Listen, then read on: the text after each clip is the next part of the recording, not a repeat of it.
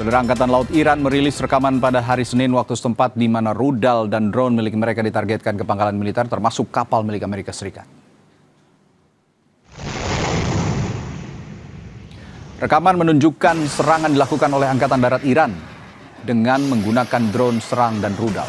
Jelajah yang dilancarkan ke sistem komunikasi, depot penyimpanan bahan bakar, baterai pertahanan udara Patriot, menara kontrol dan persediaan amunisi milik AS di Kuwait.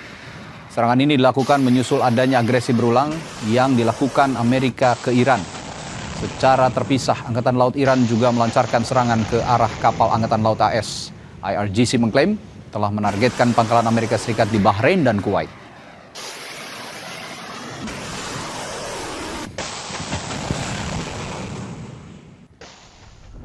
Sementara itu, juru bicara Markas Besar Pusat Iran di Khatam Al-Anbiya Ibrahim Zolfagari mengatakan Teheran tidak akan mengizinkan Washington ikut campur dalam pengelolaan Selat Hormuz.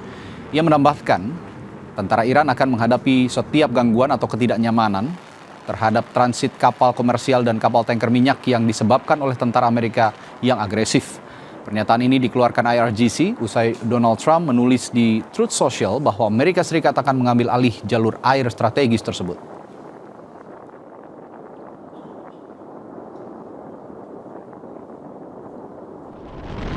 Di satu sisi, militer Amerika Serikat pada Senin mengatakan akan memberlakukan kembali blokade terhadap lalu lintas maritim yang masuk dan keluar dari pelabuhan Iran mulai pukul 16 waktu setempat pada 14 Juli atas perintah Presiden Donald Trump.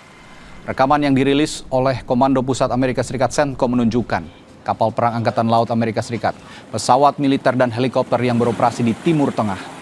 CENTCOM menyatakan akan memberlakukan blokade terhadap kapal-kapal yang berlayar ke atas dari pelabuhan dan wilayah pesisir Iran.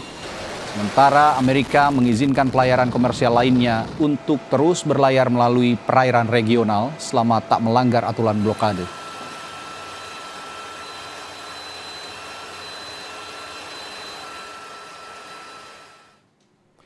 Presiden Amerika Serikat Donald Trump bersikeras agar Iran membuat kesepakatan dan menyarankan sekutu-sekutunya di Teluk untuk mengganti biaya kepada AS untuk perlindungan di Selat Hormuz. Sebelumnya Trump menyarankan Amerika menjadi penjaga Selat Hormuz dan dapat mengenakan biaya 20% pada semua kargo yang dikirim. Adapun penggantian biaya itu ditujukan ke Arab Saudi, Uni Emirat Arab, Qatar, Bahrain, dan Kuwait. Reimbursed because we're protecting a very rich portion of the world. We're spending money. And so what we've done is we are going to be reimbursed for protection. We're protecting by the countries that we're helping. For instance, you look at the 5 countries. You have Saudi Arabia, you have UAE, you have Qatar, or Qatar as I always say, you have Qatar, Bahrain, and by the way, you have others. You have Kuwait and you have others, and they will do very well. But we think it's appropriate that we don't need them. You know, we have more oil than any other country in the world. When you add Venezuela, which has been amazing, which has tremendous amounts of oil that we control, when you add Venezuela and everything else, we have more than 50% of the world's supply. We don't need it, but we need it from the standpoint of protecting allies, etc., etc. Saudara, Trump kenakan pajak bagi kapal komersil yang akan melintas di Selat Hormuz sebesar 20%. Tak hanya itu, Trump juga meminta uang pengganti pengamanan di Selat Hormuz kepada negara-negara Teluk. Sementara Iran meminta Amerika Serikat untuk tidak ikut campur dalam pengelolaan Selat Hormuz. Lalu taktik apa yang tengah diambil Amerika dan disiapkan Iran untuk pertaruhan yang kembali memanas selama 2 pekan terakhir? Untuk membahasnya, kita sudah bergabung dengan pengamat Timur Tengah, BRIN, Nostalgiawan Wahyudi melalui sambungan virtual. Selamat malam, Mas Wawan. Selamat malam. Ya, Mas Wawan, pajak 20% katanya bagi kapal komersil di Selat Hormuz.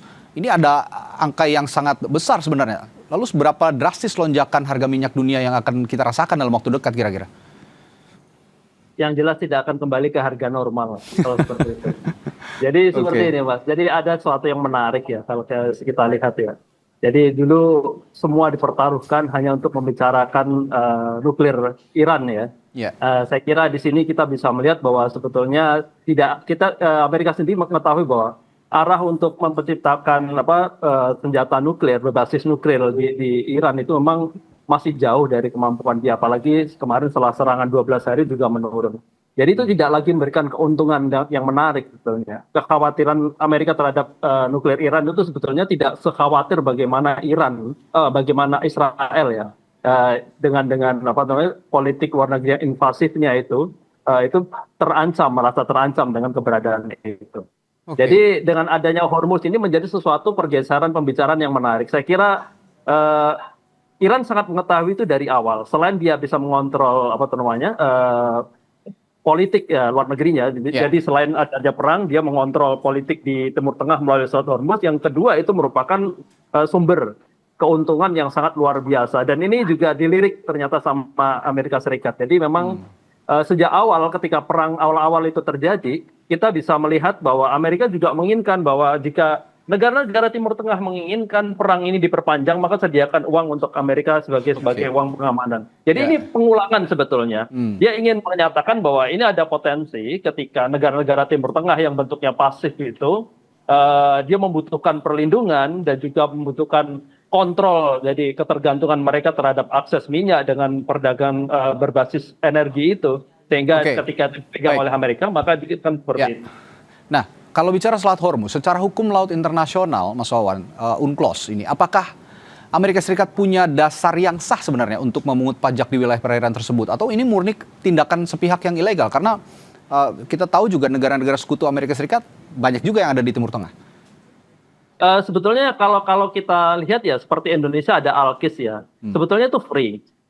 Harusnya free, dalam hukum UNCLOS free. Kalaupun ada misalnya sistem pengamanan, misalnya untuk menertibkan jalur-jalur ini secara administratif, itu cost-nya harusnya di bawah 20%. Kalau 20% itu sangat mencekik gitu, juga tidak rasional. Saya kira jika penerapan tarif yang akan dilakukan Iran juga tidak sebesar itu, saya kira. Jadi ini lebih pada pengamanan dan juga pengaturan lalu lintas laut yang melalui Selat Hormuz. Dan ini yang sebetulnya yang menjadi satu hal yang tidak rasional, yang saya kira akan bukan hanya Iran, negara-negara secara internasional ketika mendengarkan bahwa dia akan menerapkan tarif 20% dari misalnya total kapital minyak yang diangkut, maka dia semua akan berteriak gitu. Saya kira itu juga akan menaikkan sekitar 20% harga energi dunia di luar perang karena itu benar-benar terjadi dan itu dikuasai oleh Amerika. Ini yang sebetulnya yang kita lihat ya, dari banyak hal seolah-olah Amerika itu menjadi pahlawan untuk penyelamat bahwa Hormuz akan menjadi free. Saya kira tidak seperti itu. Kita bisa melihat bahwa potensi ekonomi itu sepertinya tidak bisa dielakkan. Ya, tadi Anda sudah menyinggung, Mas Wawan, bahwa Donald Trump kan menuntut uang ganti pengamanan kepada negara-negara yang ada di Teluk. Nah, kira-kira ini apakah tanda berakhirnya era sekutu strategis dan berganti menjadi hubungan nasabah dan penyedia jasa keamanan, itu bagaimana?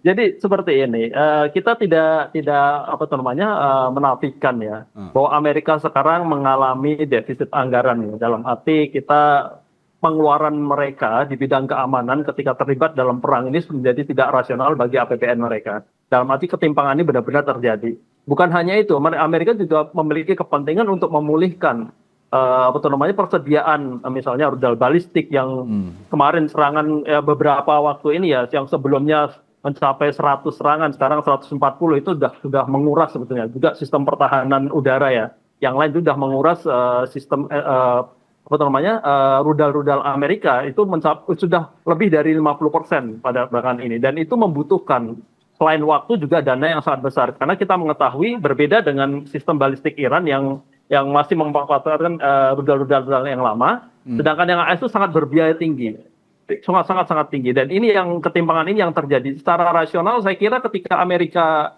ke sana dan dia menyadari bahwa ketika mereka datang ke Hormuz ingin menjadi pahlawan untuk menyelamatkan Hormuz, sebetulnya itu bukan kepentingan langsung Amerika Serikat.